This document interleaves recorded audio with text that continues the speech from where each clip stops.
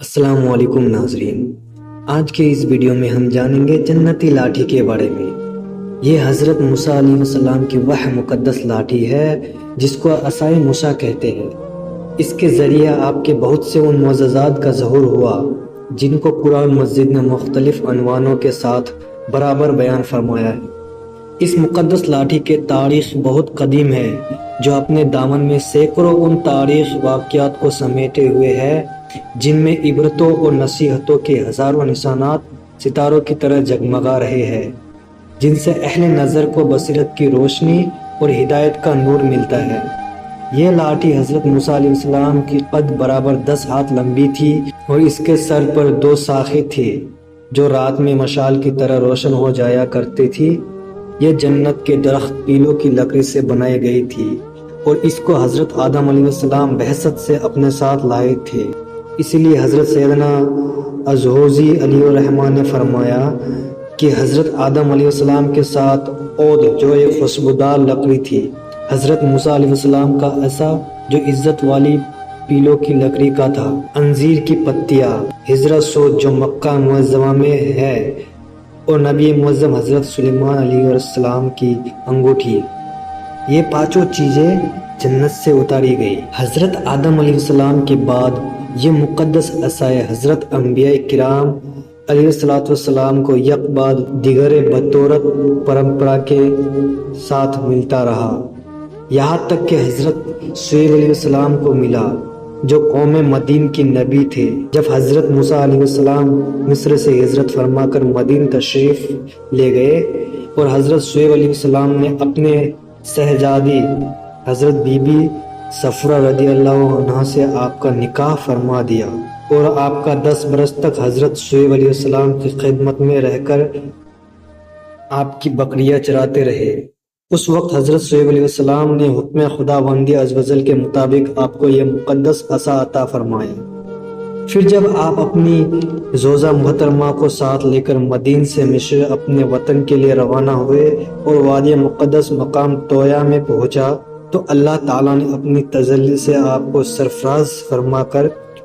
منصب رسالت کے شرف سے سر بلند فرمایا۔ اس وقت حضرت حق ذل مجید نے آپ سے جس طرح کلام فرمایا، قرآن مجید نے اس کو اس طرح بیان فرمایا، اور یہ تیرے داہنے ہاتھ میں کیا ہے؟ اے موسیٰ، عرض کی یہ میرا عصا ہے، میں اس پر تکیہ لگاتا ہوں اور اس سے اپنے بکریوں پر پتے جھاڑتا ہوں اور میرے اس میں اور کام ہے۔ دوسرے کاموں کے تفسیر میں حضرت علامہ ابو البرکات عبداللہ بن احمد نفسی علیہ الرحمہ نے فرمایا کہ یہ مثلاً اس کے ہاتھوں میں لے کر اس کے سہارے چلنا، اس سے بات چیت کر کے دل بہلانا، دن میں اس کا درخت بن کر آپ پر سایہ کرنا، رات میں اس کا دونوں شاخوں کا روشن ہو کر آپ کو روشنی دینا، اس سے دشمنوں، درندوں اور سانپوں بچھوؤں کو مارنا، کنویں سے پانی بھرنے کے وقت اس کا رسی بن جانا اور اس کے دونوں شاخوں کو ڈال بن جانا، بوقت ضرورت اس کا درخت بن کر حسب خواہش پھل دینا، اس کو زمین میں گاڑ دینے سے پانی نکل پڑنا وغیرہ۔ حضرت موسیٰ علیہ السلام اس مقدس لاٹھی سے مذکورہ بالا کام نکالتے رہے، مگر جب آپ فرعون کے دربار میں ہدایت فرمانے کی غرض سے تشریف لے گئے اور اس نے آپ کو جادوگر کہہ کر جھٹلایا تو آپ کے اس عصا کے ذریعے بڑے بڑے معجزات کا ظہور شروع ہو گیا، جن میں سے 3 معجزات کا تذکرہ قرآن مجید میں بار بار فرمایا جو حسب ذیل ہے۔ عصا اسدہ بن گیا۔ عصا اسدہ کیسے بن گیا؟ اس کا واقعہ یہ ہے کہ فرعون نے ایک میلہ لگوایا اور اپنے پوری سلطنت کے جادوگروں کو جمع کر کے حضرت موسیٰ علیہ السلام کو شکست دینے کے لیے مقابلہ پر لگا دیا، اور اس میلے کے ازدحام میں جہاں لاکھوں انسانوں کا مجمع تھا، ایک طرف جادوگر کا ہجوم اپنی جادوگری کا سامان لے کر جمع ہو گیا اور ان جادوگروں کے فوج کے مقابلہ میں حضرت موسیٰ علیہ السلام تنہا ڈٹ گئے۔ جادوگروں نے فرعون کے عزت کی قسم کھا کر اپنے جادو کی لاٹھیوں اور رسیوں کو پھینکا تو ایک دم وہ لاٹھیاں اور رسیاں صاف بن کر پورے میدان میں ہر طرف فنکارے مار کر دوڑنے لگے اور پورا مجمع خوف بہر اس میں بدحواس ہو کر ادھر ادھر بھاگنے لگا، اور فرعون اس کے تمام جادوگر اس کرتب کو دکھا کر اپنی فتح کے گھمنڈ اور غرور کے نشے میں بدمست ہو گئے اور خوش شادمانی سے تالیاں بجا کر اپنی مسرت کا اظہار کرنے لگے کہ اتنے میں نگاہ حضرت موسیٰ علیہ السلام نے خدا کے حکم سے اپنی مقدس لاٹھی کو ان سانپوں کے ہجوم میں ڈال دیا، تو یہ لاٹھی ایک بہت بڑا اور نہایت ہیبت ناک اثردہ بن کر جادوگر کے تمام سانپوں کو نگل گیا۔ یہ معجزہ دیکھ کر تمام جادوگر اپنی شکست کا اعتراف کرتے ہوئے سجدہ میں گر پڑے اور بآواز بلند یہ اعلان کرنا شروع کر دیا: ہم سب حضرت ہارون اور حضرت موسیٰ علیہ السلام کے رب پر ایمان لائے۔ جنتی لاٹھی کا اور ایک معجزہ جو میں آپ کو بتاؤں گا، اسا ماننے سے چشمہ جاری ہو گیا۔ بنی اسرائیل کا اصل وطن ملک شام تھا، لیکن حضرت یوسف علیہ السلام کے دور حکومت میں یہ لوگ مصر میں آ کر آباد ہو گئے اور ملک شام پر قوم عمالقہ کا تسلط اور قبضہ ہو گیا، جو بدترین قسم کے کفار تھے۔ جب فرعون دریائے نیل میں غرق ہو گیا اور حضرت موسیٰ علیہ السلام کو فرعون کے خطرات سے اطمینان ہو گیا، تو اللہ تعالیٰ نے حکم دیا کہ قوم عمالقہ سے جہاد کر کے ملک شام کو ان کے قبضہ و تسلط سے آزاد کرائے۔ چنانچہ آپ 6 لاکھ بنی اسرائیل کے فوج لے کر جہاد کے لیے روانہ ہوئے، مگر ملک شام کی حدود میں پہنچ کر بنی اسرائیل پر قوم عمالقہ کا ایسا خوف سوار ہو گیا کہ بنی اسرائیل ہمت ہار گئی اور جہاد سے منہ پھیر لیا۔ اس نافرمانی پر اللہ تعالیٰ نے بنی اسرائیل کو یہ سزا دی کہ یہ لوگ 40 برس تک میدان طے میں بھٹکتے اور گھومتے پھرے اور اس میدان سے باہر نہ نکل سکے۔ حضرت موسیٰ علیہ السلام بھی ان لوگوں کے ساتھ میدان طے میں تشریف فرما تھے۔ جب بنی اسرائیل اس بے آب ہو گیا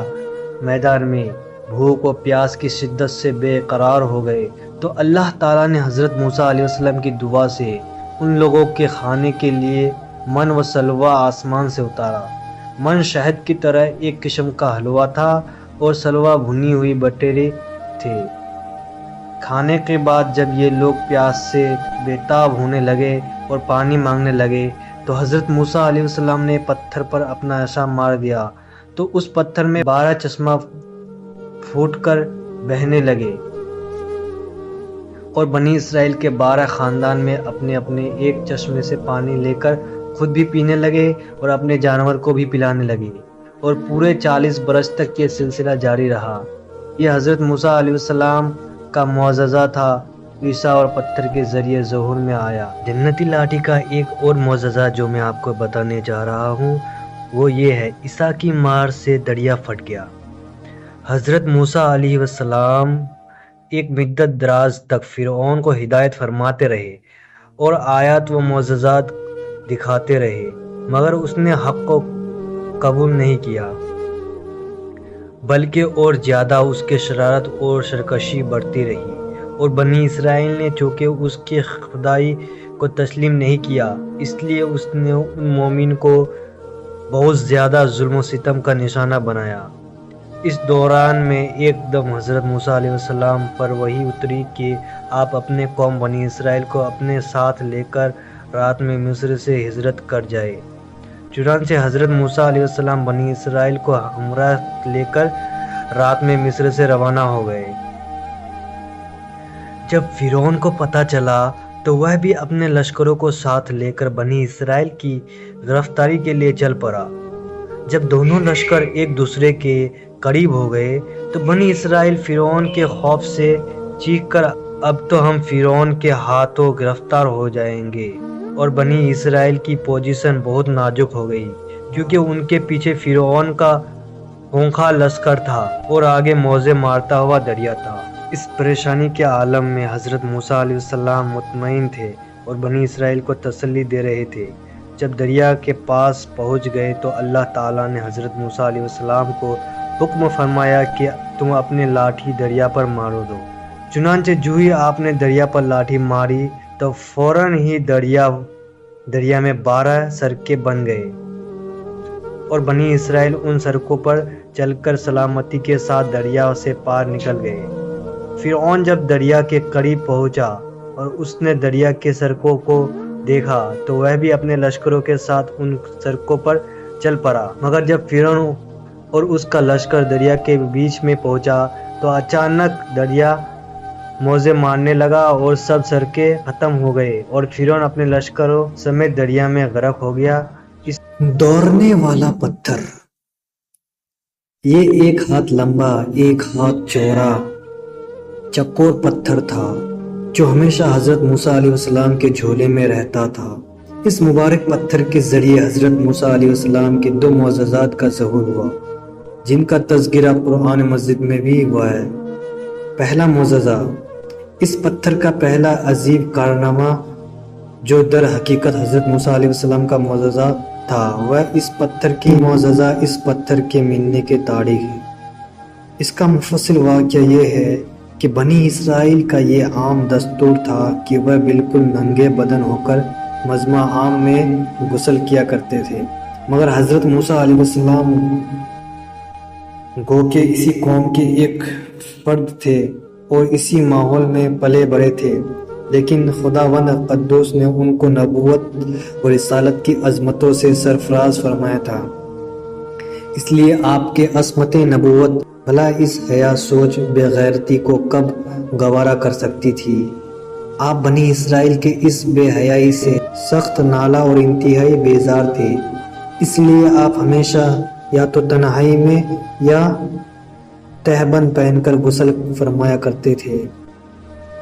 بنی اسرائیل نے جب یہ دیکھا کہ آپ کبھی بھی ننگے ہو کر غسل نہیں فرماتے تو ظالموں نے آپ پر الزام لگا دیا کہ آپ کے بدن کے اندرونی حصہ میں یا تو برس کا سفید داغ یا کوئی ایسا عیب ضرور ہے کہ جس کو چھپانے کے لیے یہ کبھی برہنہ نہیں ہوتے، اور ظالموں نے اس تہمت کا اس قدر اعلان اور چرچا کیا کہ وہ بازار میں اس کا پروپیگنڈا پھیل گیا۔ اس مکروہ تہمت کی سورش کا حضرت موسیٰ علیہ السلام کے قلب نازک پر بڑا صدمہ و رنج گزرا اور آپ کے بڑی خوفت اور اذیت میں پڑ گئے۔ تو خداوند قدوس اپنے مقدس کلیم کے رنج و غم بھلا کب گوارا فرماتا، اور آپ نے ایک برگزیدہ رسول پر ایک عیب کی تہمت بھلا خالق عالم کو کب کیوں کر اس کسی کی طرح پسند ہو سکتی تھی۔ رحم الراحمین نے آپ کی براعت اور بے عتبی ظاہر کر دینے کا ایک ایسا ذریعہ پیدا فرما دیا۔ بنی اسرائیل کے پروپیگنڈوں اور ان کے شوق و شباہت کے بادل چھٹ گئے اور آپ کے برائے اور بے عتبی کا سورج آفتاب عالم متاب سے زیادہ روشن و آشکار ہو گیا، اور وہ یوں ہوا کہ ایک دن آپ پہاڑوں کے دامنوں میں چھپے ہوئے ایک چشمہ پر غسل کے لیے تشریف لے گئے، اور یہ دیکھ کر کہ یہاں دور دور تک کسی انسان کا نام و نشان نہیں ہے، آپ اپنے تمام کپڑوں کو ایک پتھر پر رکھ کر اور بالکل برہنہ بدن ہو کر غسل فرمانے لگے۔ غسل کے بعد جب آپ لباس پہننے کے لیے پتھر کے پاس پہنچا تو کیا دیکھا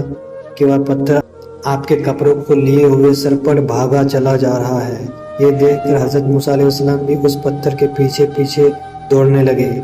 اے پتھر میرا کپڑا، اے پتھر میرا کپڑا، اے پتھر میرا کپڑا، مگر یہ برابر بھاگتا رہا، یہاں تک کہ شہر کی بڑی بڑی سڑکوں سے گزرتا ہوا اگلی کوچوں میں پہنچ گیا، اور آپ بھی برہنہ بدن ہونے کے حالت میں برابر پتھر کو دوڑتے چلے گئے۔ اس طرح بنی اسرائیل کے ہر چھوٹے بڑے نے اپنی آنکھوں سے دیکھ لیا کہ سر سے پاؤں تک آپ کے مقدس بدن میں کہیں بھی کوئی عیب نہیں ہے، بلکہ آپ کے جسم مقدس کا ہر حصہ حسن و جمال میں اس قدر نقطہ کمال کو پہنچا ہوا ہے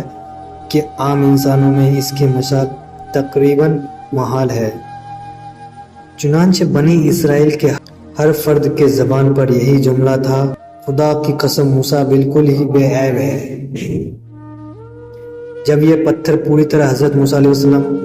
برائت کا اعلان کر چکا تو خود بخود ٹھہر گیا۔ آپ نے جلدی سے اپنا لباس پہن لیا اور اس پتھر کو اٹھا کر اپنے جھولے میں رکھ لیا۔ معززہ،